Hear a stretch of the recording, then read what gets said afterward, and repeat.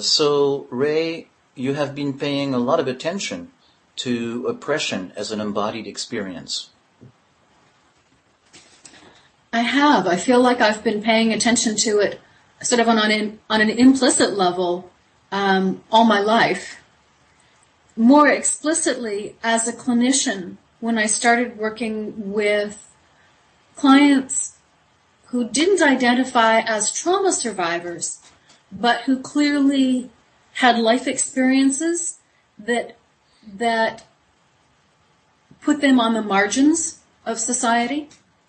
And then I've been working in this territory quite explicitly for about the past 10 or 12 years as a researcher and as an educator. So in a way, this feels like this is my career, this is my life work. Yeah. And so, is there a context about the resonance of this theme for you personally? Absolutely. I think that one of the easiest ways to sort of, for me to talk about that and to sort of get into that personal relationship with what I would describe as the somatic effects of oppression or the embodied experience of oppression, actually lit up for me as an issue when I was working with clients and when I was simultaneously training in dance movement therapy, a form called psychodramatic bodywork, which was very body-centered and cathartic-based psychotherapy modality, and working with clients who really did live on the margins. And I started to draw these connections across all of these things that I was doing. And I started realizing that a lot of what I was seeing in my clients echoed the sort of the physical and the somatic correlates of PTSD, even though they weren't describing themselves as having had a single incident acute trauma. And I was working with them in a way that actually allowed me to see for my own eyes and feel in my own body their movement constriction and the corresponding constriction in their affect and their capacity to access emotional states.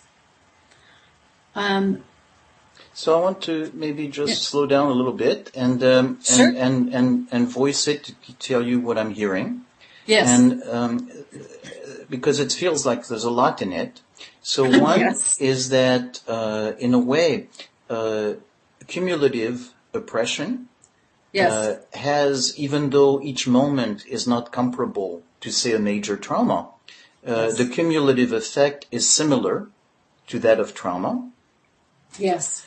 And looking at it with that vantage point, that perspective of paying attention to movement, you're noticing that there is a constriction, so that sense of restraint, tightening of the body movement, of the ability to move, and that is related, one way or another, with also the constriction in terms of emotional or behavioral of what people do at that stage. Yeah, I mean, exactly right. I think that one of my fundamental assumptions about emotion and movement is one that's shared by many somatic psychotherapists, which is that emotion can be understood as a sensation in the body that has a life of its own and that is naturally expressed in movement. That it's a particular type of somatic sensation rather than a cognitive construct. Right. Okay? So in a way, emotion is part of the continuum of movement and is the experience, emotional, psychological experience of something that in that continuum is part of movement. Yes. And that movement is its natural expression. To come back to your first question, which is what's my personal relationship with this? I was working with clients. I was seeing all of these bodily based effects of trauma. And not only was I recognizing that based on my observations, that I was coming to the conclusion that oppression was traumatic, that it would be analogous to what we're now understanding as complex developmental trauma, only on a social level. Mm-hmm. Mm-hmm. But that I recognized these behaviors in myself. And I went, wow. Like, I also get on a bus and tighten my body up so that I am taking up the least possible amount of space, rather than being comfortable in my own skin. Why is that? Mm-hmm. It's automatic and not, even when I wanted to change it, the somatic discomfort of trying to take up space that no one else wanted was so impossible for me. I thought, whoa, what's going on here? Okay. And so, and again, interrupting you, but that's, as you say that, there's a striking image that the word oppression is not just an abstract concept, but it is that experience of, even though at that specific moment there is no actual pressure for you to take less space, but there is that conditioning to squeeze yourself in such a way that you take less space. And so very, very physical experience of oppression. Yes. So those observations led me to really look at how do we learn about social structures and social norms. And it led me into a territory of writing on embodiment theory that was remarkable to me. Both embodiment theories, Merleau-Ponty, people like Gail Weiss, and Elizabeth Gross, and Judith Butler, but also a whole tradition of people researching nonverbal communication. Specifically and originally, Nancy Henley and her colleagues looking at nonverbal communication and sexism in the late 70s, early 80s. And I realized that one of the missing pieces for me in doing diversity work or anti-oppression work was that most of our efforts as activists, as people who wanted to advocate for social change and wanted to participate in those changes, that a lot of those initiatives and efforts were directed to a social level that focused on sort of what I might describe as a macro level. Mm-hmm, mm-hmm. Laws, social institutions, make changes, the right to marry. And please don't get the impression that I'm against those kinds of efforts. I'm not. I'm very much in favor of them. But that there was this micro level that was nonverbal, that was completely obscured and rendered invisible by our ability to be politically correct in terms of what we say to one another across our social differences. But it was being that those social differences, that marginalization, that oppression, was being replicated on a day-to-day basis through our nonverbal communication. So when you're talking about this way, the image that comes to mind is almost like talking about the DNA of oppression, is how it goes into, at a cellular level, at a moment-by-moment experience. And, of course, you're not in any possible way saying not to pay attention to the macro. But that in addition, we're missing something important if we're not seeing how it gets into, the DNA of life, or the moment-by-moment experience of life, or the cellular experience of life. If we're not talking about our everyday embodied interactions with one another and how those reproduce power dynamics based on social structures. If we're not talking about that in our diversity work, we're missing the boat. Mm-hmm. Mm-hmm. And I realize that's a really strong statement. That's how strongly I feel about it. I think that in a way that's similar to how body psychotherapists recognize what a huge and important data set the body offers in terms of psychological and emotional and relational distress.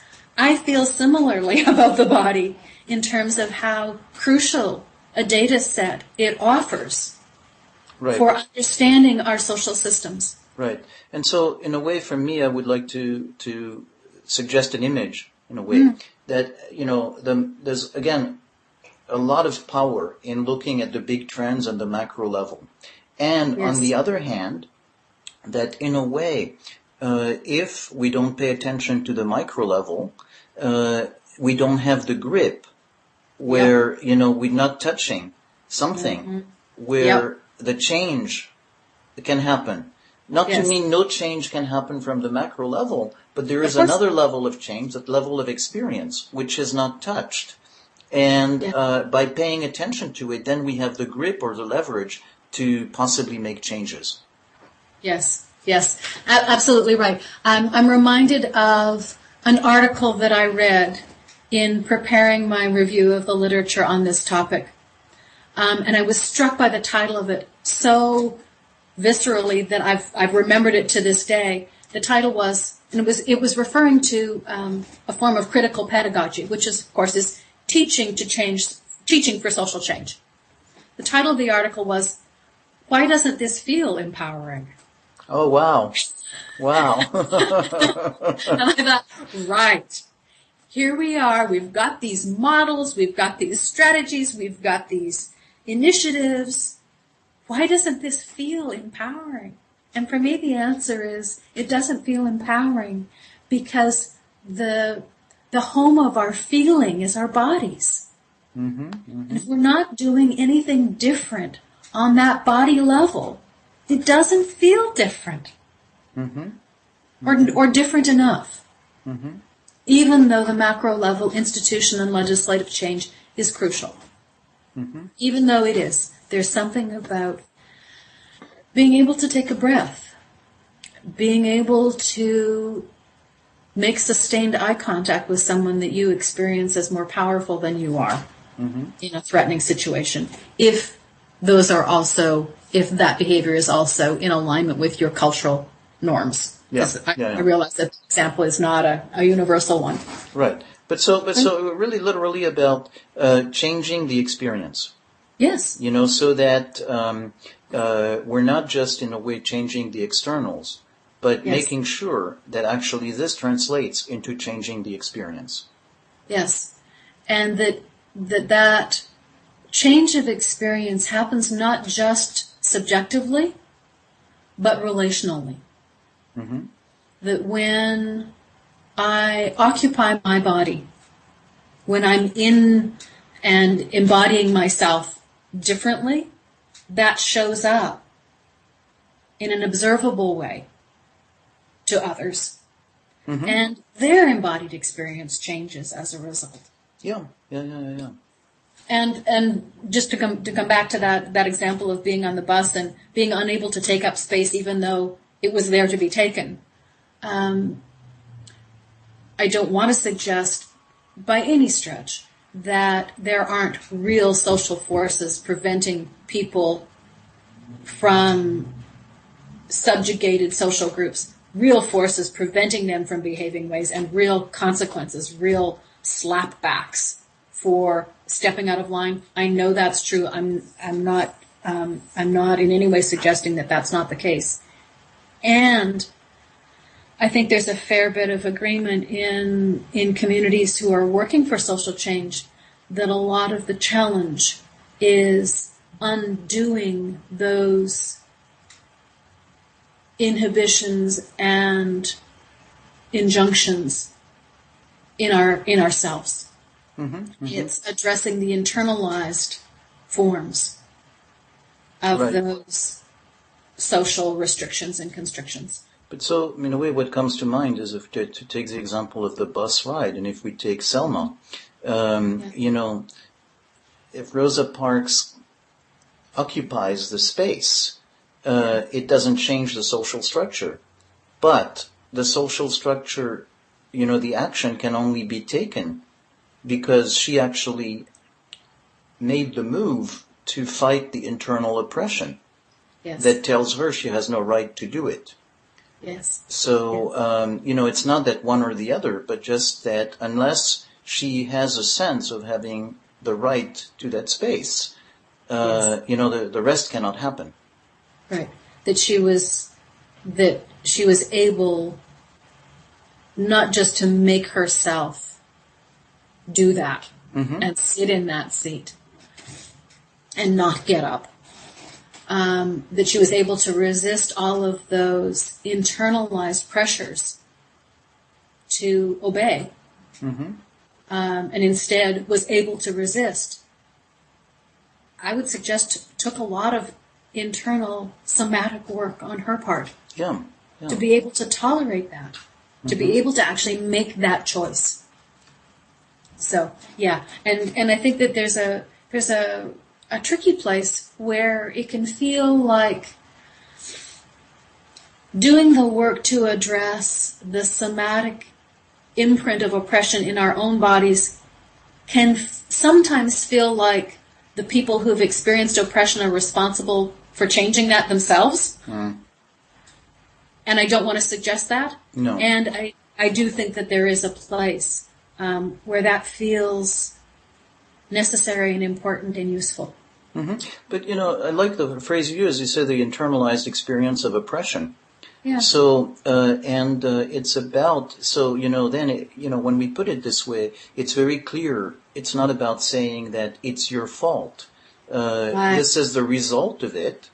And, in a way, it's not just you have to do it, you have to pull up your bootstraps, but also that there is a sense of compassion and help from others, including about making it visible, because that experience is not, as you described, is not something that you're necessarily aware of until you start to pay attention to it.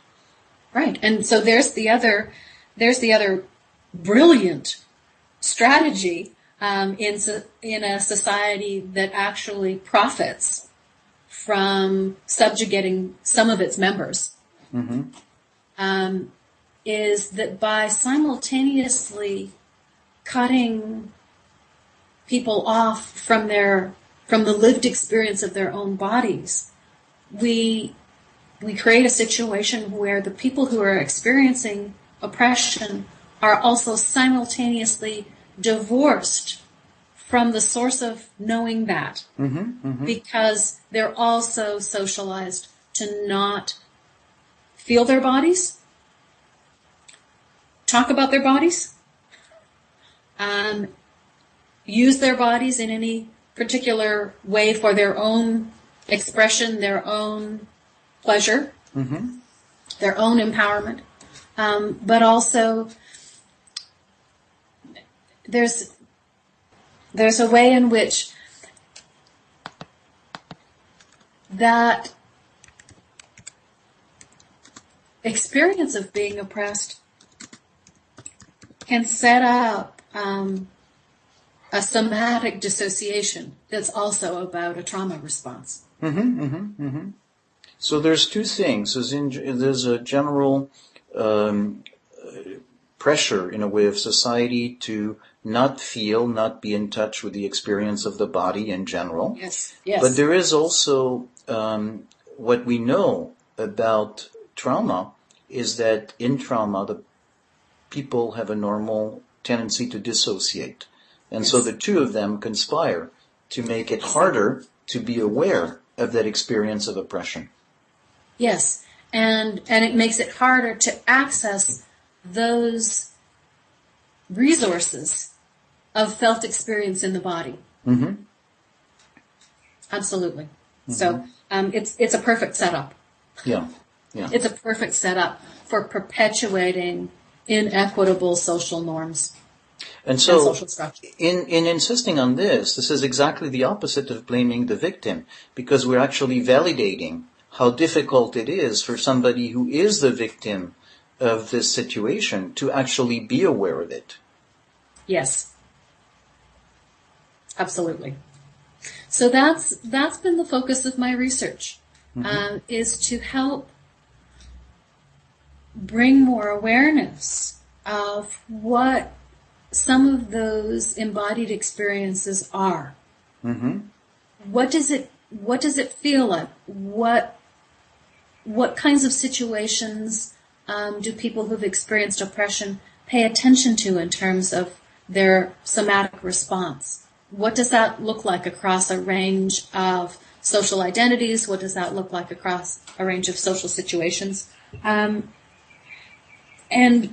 at least initially, the findings that I've uncovered through working with people who have identified as oppressed, and also working with Christine Caldwell, my colleague in this research now, is that there are a couple of things that very much align with what we would understand as traumatic responses, specifically the constriction and I'm talking about categories of PTSD. There's a sort of a constriction category within that diagnosis, and then there's an arousal category. And not only does this map on really strongly to what my research participants have been saying, it also maps onto what the literature in nonverbal communication research has been saying, which is that people from subordinated social groups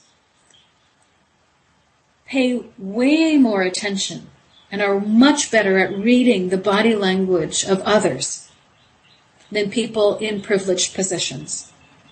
They're really paying attention. They are hypervigilant in that way that we would talk about in the world of trauma. Because their survival depends on it. Because their survival depends on it. Absolutely. They need to be able to read a threat. And so they're very exquisitely attuned. Not always on a conscious level, but still. When I asked, so how did you know that something made you uncomfortable? What was it about what they were doing that made you uncomfortable? And we unpack it together. And they go, oh, it's because they were behind me. Oh, it's because they looked at me this way. Oh, it was because, my back was to the door. Whatever it is, really exquisitely attuned to the nuances of touch, eye contact, use of interpersonal space, gesture, all of that. Reading all of those nonverbal indicators of dominance and submission and aggression, very, very literate about reading those indicators, and also simultaneously feeling quite unable, quite inhibited in terms of being able to challenge those norms through their own bodily expression. Right, and so that's the paradigm there, is very, very attuned to the bodily experience of others, but cut off from their own bodily experience, and therefore not having the leverage to actually make a change, but in a way being reactive to the outside threat, as opposed to connecting to whatever might be a resource or a power to change the situation. Yes. And I think that experience can be understood in a couple of ways. One is that it's a function of the somatic dissociation trauma response, but also not knowing what's going on, even though you're really reading it, is also a function of our social norm to not pay attention to the level of nonverbal communication. We don't talk about it, we don't notice it, we don't articulate it, even though we're really exquisitely good, most of us, at reading and speaking body language. We don't live in a culture, by and large, that allows us to address that explicitly. We just respond to it on this implicit level. Yeah. Yeah. So it's a response, but it's actually almost a reactive response because it doesn't have the possibility to include, a broader. It's manipulated from the outside. It's more. It's yeah. So, but I want to just maybe use this as a transition to, in addition to the research, you then went on to communicate some of this into a performance mode. So do you want to talk a little bit about how that came about and what the vision has been, of that led to the concept of creating a performance around that? Right. Okay. Sure.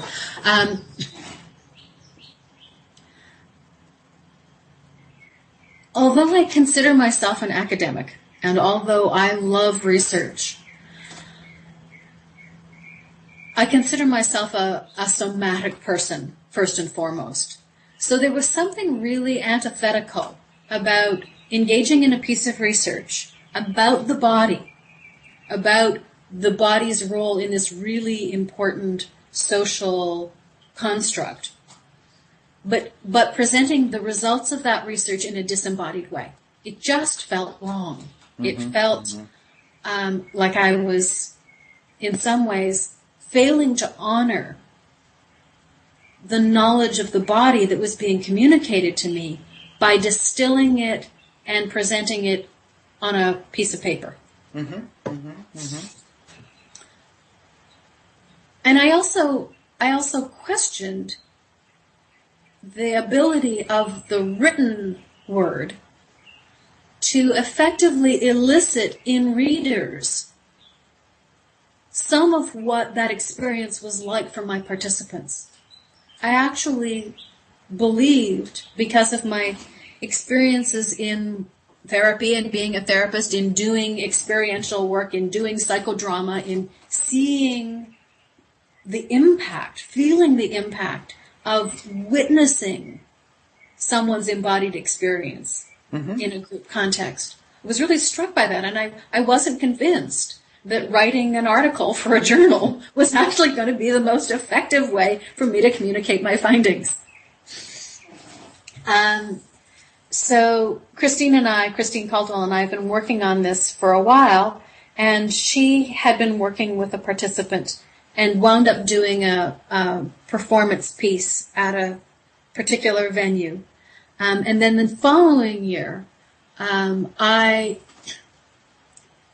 decided that I was going to use that same venue to take advantage of the willing participation of a number of students, graduate students, in body psychotherapy.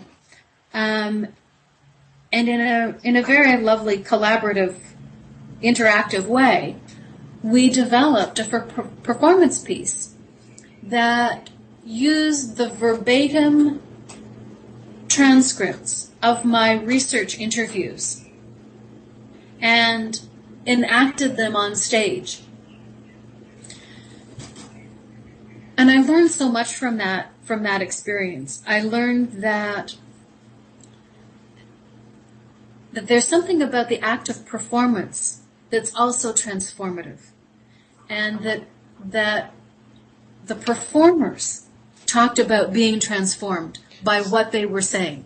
So maybe before going there, which is a big point, can we maybe give a concrete idea, maybe a moment or two in the piece to describe in such a way that they come to life and give some kind of an idea of what the piece is about or what it feels like or looks like? It's hard to do in words, Serge, but I'll do my best. Because immediately I want to draw you pictures, right? Right. Let me describe the setup of the second performance that we did, which was at a dance therapy conference. And the conference itself was set up in a room with a very large circle of chairs in which the conference participants were seated. And the way that we constructed this particular performance was to embed the performers in seats all the way around the circle in various random locations. So they were sitting down, waiting for the conference to start. None of the conference participants knew that they were performers. They just understood them as fellow conference participants. I introduced the piece, and I don't explain much except that we're going to be doing a performance that addresses the embodied experience of oppression. Mm-hmm. And then, out of the blue, one person stands up and begins to speak. And everyone, of course, everyone looks and goes like, "What's going on? Is this what's happening here?" And I want to pause a little bit and share my rationale for this, mm-hmm. because everything that we did was strategic, of course. I wanted in some way to offer an opportunity for the participants in that conference to encounter someone speaking about their experience of oppression in a context where they weren't expecting it. Mm-hmm. Mm-hmm. And I think that that's often where we find ourselves floundering. That when we go to, a multicultural competence in psychotherapy workshop, or we go to a setting where we know that diversity and equity is going to be the topic, we're kind of prepared. We're ready for these stories. We're ready for these examples. But I think when they happen in real life, on a day-to-day basis, out of the blue, we're not as prepared. We are more likely, I believe, to revert to our old patterns of responding and relating. Mm-hmm. Mm-hmm. So I wanted as much as possible to offer this. What happens when people just out of the blue are talking about this experience? And when participants are caught off guard a little bit. Mm-hmm. Mm-hmm. And so not totally caught off guard because you announce that it's there. But there is definitely the caught off guard in the sense of this is not what you expect as a performance, and there is no knowing who is a performer or not, or why is this person talking. So there's definitely a very disorienting aspect to it. Yes, and it was strategically, intentionally disorienting. Mm-hmm. Absolutely. Mm-hmm. So, and it was one of the things that I learned about using performance to communicate research findings. Because that's not, although I've got a background in psychodrama, that's not my strength. I'm not a theater person. I'm not a performance studies person. But I learned as I went how to use these techniques of performance to elicit particular responses in the audience and also in the performers. Mm-hmm. So in a way, when you say the caught off guard and the disorienting, literally what we're talking about is it creates, being caught off guard is another word for less safe. So, in other words, what's happening is the audience is in the emotional state of not feeling safe, which is corresponding to the emotional experience of being oppressed. Yes. So exactly right. There are lots of layers to this, and I absolutely wanted to create. Although of course, who knows? You can't always predict. But it was my intention to create just a slight elevation in the arousal of the autonomic nervous system of my conference participants, not outside their window of tolerance. Yes. But just a little bit, enough so that they were paying attention and not entirely sure. I wanted to wake them up out of their old patterns of responding. And yes, you're right, give them a little taste. Not that they don't know this in their own lives, because they do, but I wanted to give them a little taste, a little reminder of, yes, this is what it feels like to be disoriented, to feel unsure, to not quite know what's going on, to not be on the inside of what's happening. So a lot of the performance was individual performers standing up in turn and saying a particular piece. A lot of it was interactive. One of the components of the performance that I got feedback later was quite effective for a lot of the audience was when two of my performers, seated on opposite sides of the circle, got up and began walking toward one another. And as they came closer, it became clear that one of them was going to continue on their path, on their trajectory, and the other one needed to move outside, or they were going to collide. And so one of them moved aside, and the other one continued on in their straight path, and they continued on across the circle, and then sat down in the other person's chair. Then something else happened. Someone else stood up and said a piece about body image or body shame, or walking in the park holding hands with their partner and feeling stared at. And then the same pattern would repeat. These two performers would again get up without words and make their way across the stage, cross paths, and again the same performer would move aside to avoid colliding. Mm-hmm, mm-hmm. The third time this happens, the performer who moves aside says to the audience, "Why is it always me?" Wow. And it was like, oh yeah. Based not only on the experience being conveyed by my research participants, but absolutely in alignment with the research done specifically around women who will concede space to men and to other women, almost out of habit. That they're the ones who move aside. They're the ones who can't take up space. It's not negotiated. It's not who's carrying the most groceries. It's what sex you are. It's what you know.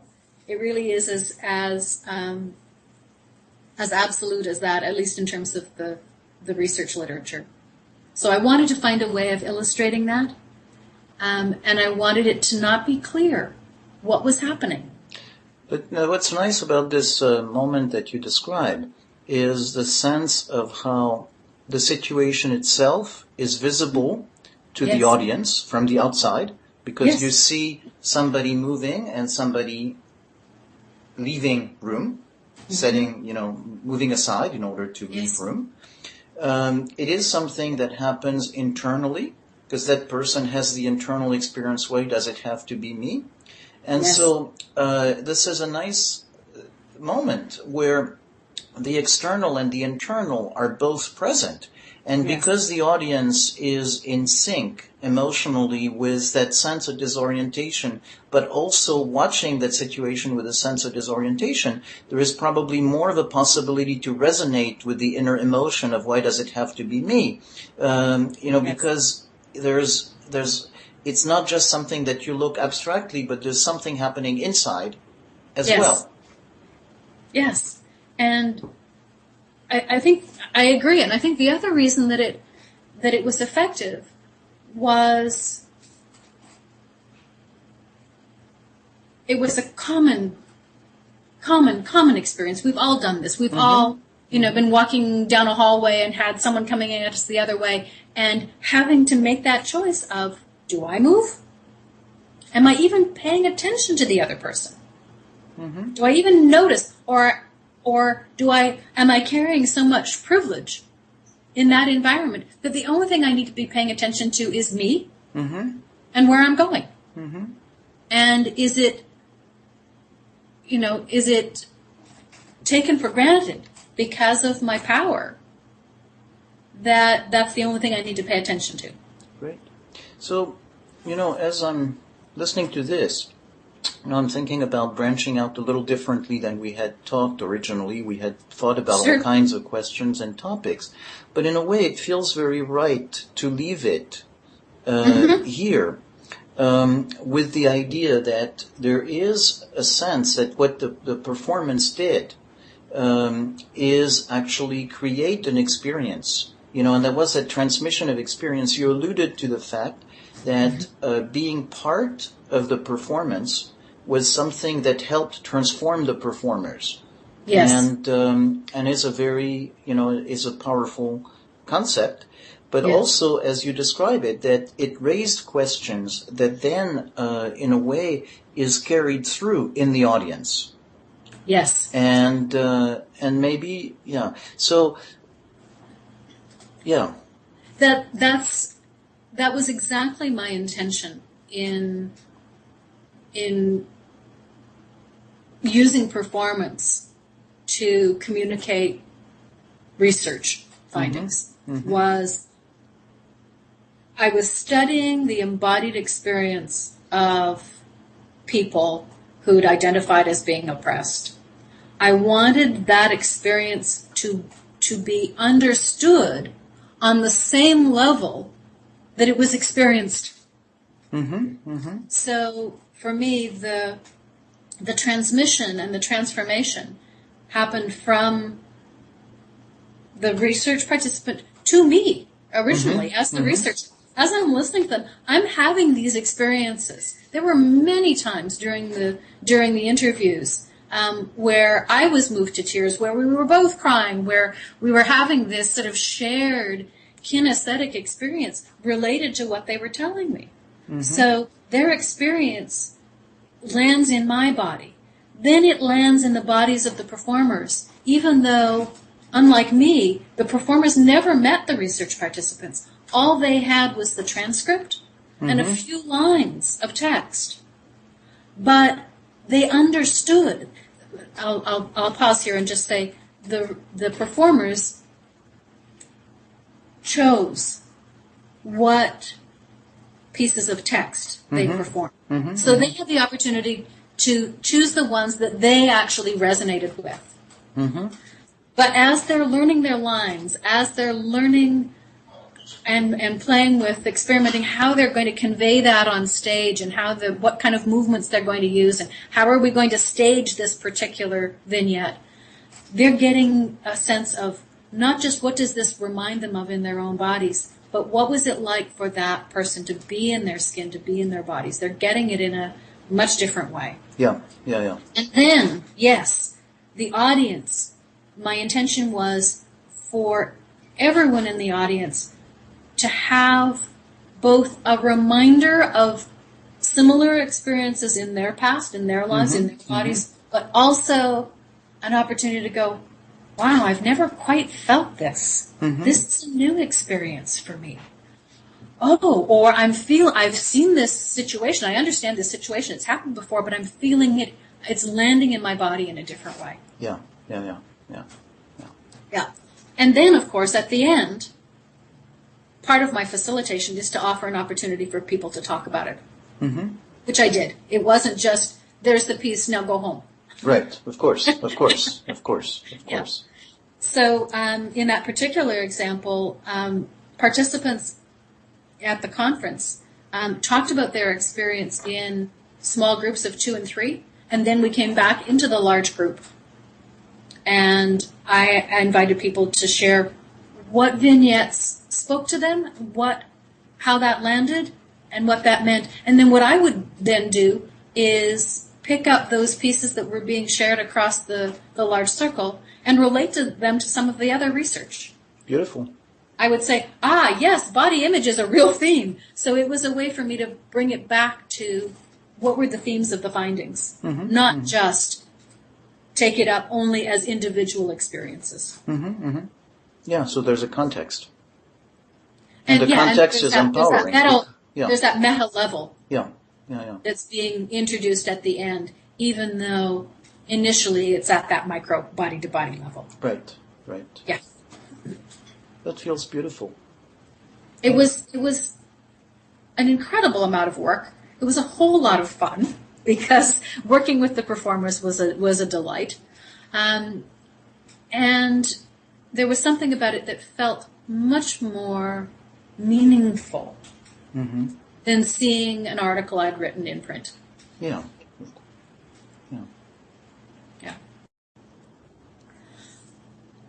Given that our conversation today has been in the service of making an offering around what sustains me, I'll say a little bit about how this process of researching the embodied experience of oppression and conveying the findings through this performance, how it speaks to what sustains me, is that as an academic, working in a territory that can be very difficult, it's kind of like being a therapist who works with trauma survivors, which I have also done in my life.